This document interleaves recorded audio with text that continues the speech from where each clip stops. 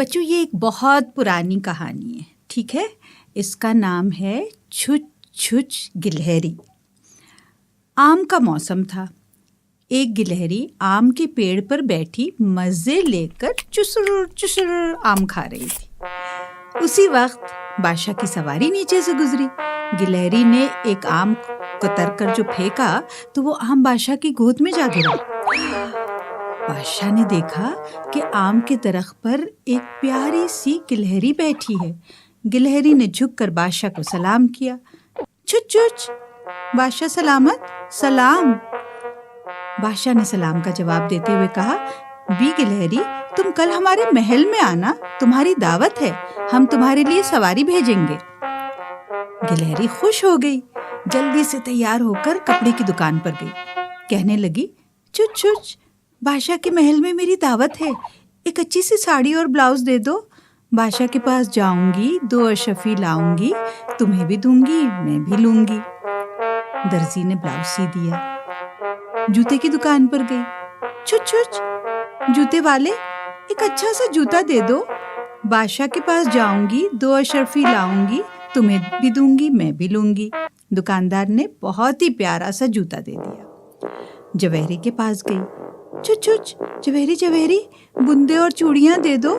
بادشاہ کے پاس جاؤں گی، 2 اشرفی لاؤں گی، تمہیں بھی دوں گی، میں بھی لوں گی۔ جوہری نے ہار، بندے اور چوڑیاں دے دی۔ اب گلہری کو اپنی پیاری سی دم کا خیال آیا کہ اس میں اچھی سی ربن باندھنی چاہیے۔ ایک ربن والے کے پاس گئی۔ چھچ چھچ، ربن والے، ایک پیاری سی ربن دے دو۔ بادشاہ کے پاس جاؤں گی، 2 اشرفی لاؤں گی، تمہیں بھی دوں گی، میں بھی لوں گی۔ گلہری جب سب چیزیں لے آئی تو تیار ہو کر درخت پر بیٹھ گئی۔ بادشاہ نے سواری کے لیے اپنا خاص ہاتھی بھیجا۔ گلہری اس کو دیکھ کر ڈر گئی، کہنے لگی، یہ تو بہت بڑا ہے، میں اس پر نہیں بیٹھوں گی۔ بادشاہ کے سپاہی ہاتھی کو واپس لے گئے۔ بادشاہ نے کہا، میرا گھوڑا لے جاؤ۔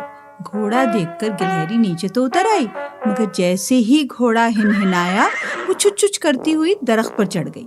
کہنے لگی، اس کی آواز تو بہت بری ہے، میں اس پر نہیں بیٹھوں گی۔